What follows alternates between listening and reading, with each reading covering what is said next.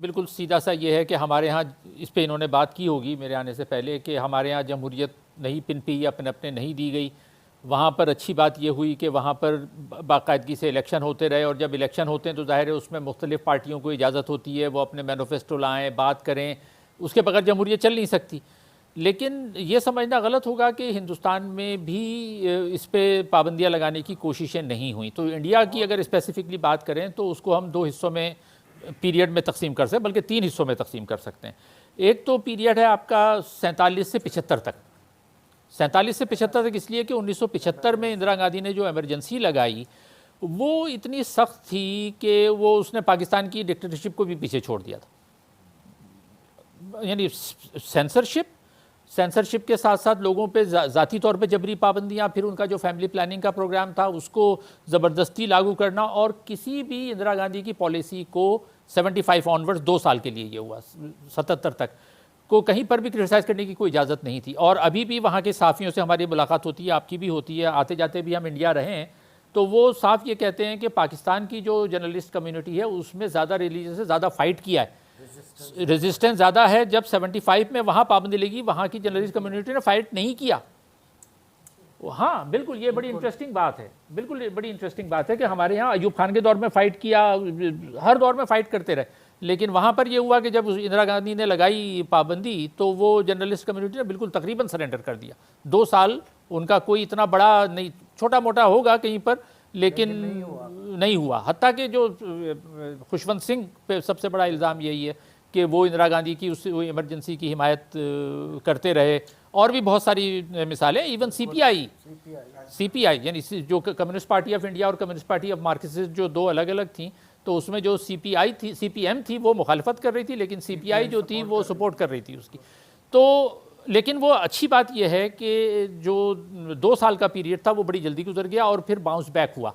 और bounce back होने में देखें, इसमें चाहे इंडिया हो या पाकिस्तान हो, मैं समझता हूँ अभी भी एक कराची के एक सेशन में मुझसे ये सवाल पूछा गया कि भाई जमहूरियत कैसे पनपेगी। मैंने कहा देखें, जब तक 2 चीज़ें आपके साथ नहीं हैं, एक अदलिया और दूसरी फ़ौज, अगर इन 2 के रवैयों में तब्दीली नहीं आती, अगर इन 2 के रवैयों में तब्दीली नहीं आती तो माशरती तब्दीली को, ख़ास तौर पर इजहार राय के हवाले से तब्दीली को आप भूल जाएं। इसको अगर सोवियत यूनियन पे लागू करें, सोवियत यूनियन में मैं रहा हूँ, हम सब किसी हवाले से तरक्की पसंद हैं, वहाँ की तारीख को देखते रहें। तब्दीली कब आई वहाँ सोसाइटी में? जब तब्दीली उस वक्त आई जब गर्बाचोफ की जो कम्युनिस्ट पार्टी थी, उस कम्युनिस्ट पार्टी के रवैये चेंज हुए और उन्होंने खुद कहा कि अब यहाँ पर इजहार राय की आज़ादी देना है, और कम्युनिस्ट पार्टी के पीछे फ़ौज थी, जिस फ़ौज का रवैया चेंज हुआ उन्होंने कहा कि ठीक है आप जो कर रहे हैं सो करें। उसके जो नताइज निकले वो एक अलग बहस है कि वो होना चाहिए था या नहीं होना चाहिए था, that is a different discussion. लेकिन जब तक आपके साथ अदलिया नहीं है, यानी हमारे सहाफ़ियों के साथ अगर अदलिया का रवैया तब्दील नहीं होता और इस्टेब्लिशमेंट का रवैया तब्दील नहीं होता, हमारी सियासी जमातें तकरीबन बेबस होती हैं, अगर वो चाहें भी तो कर नहीं सकती।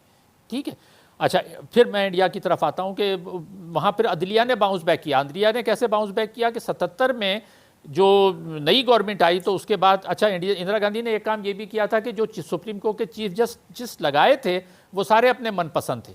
इसमें मेरी एक किताब में बड़ा तफसीली मजमून भी है, मैंने लिखा हुआ, वो अगर आपको मिल जाए तो दोबारा देखिएगा।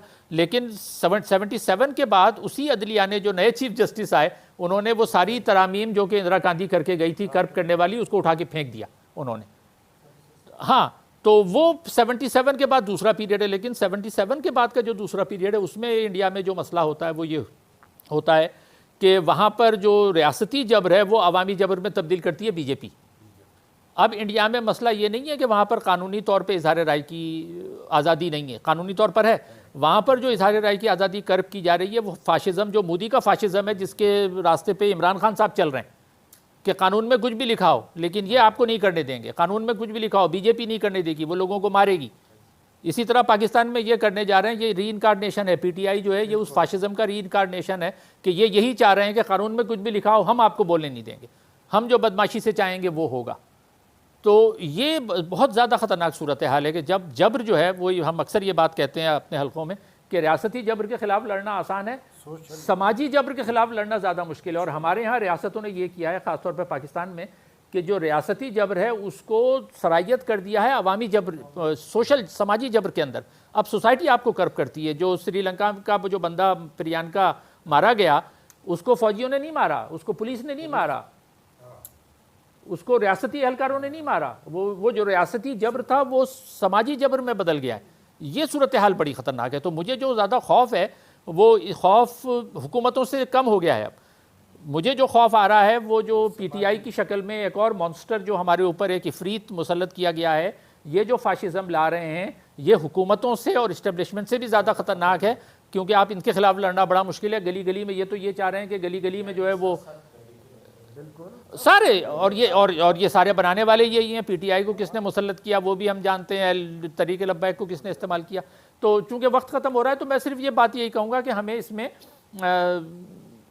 ये ज़रूर देखना चाहिए कि ये जबर जो समाज के अंदर फैल रहा है, इस पर भी हमें बात करनी चाहिए। जब तक हम इस समाजी जबर के ख़िलाफ़ कि भाई ये रवैये आमिराना, डिक्टेटोरियल, अथॉरिटेरियन और इनटॉलरेंस के जो रवैये समाजी तौर पे लोगों के अंदर हमारी रियासत ने फैला दिए हैं, ये लोगों में नहीं थे, लोगों में नहीं थे, ये लोगों में जो फैलाए गए ये रियासत ने फैलाए हैं प्लान के तहत। और इंडिया में भी यही किया है कि बीजेपी कर रही है। बीजेपी चूँकि आरएसएस है तो वो अपने लोगों में ये नफ़रतें, और नफ़रत एक ऐसी चीज़ है कि जब वो आपकी रगों में सरायत कर जाए तो वो नस्ल दर नस्ल मुंतकिल होती रहती है।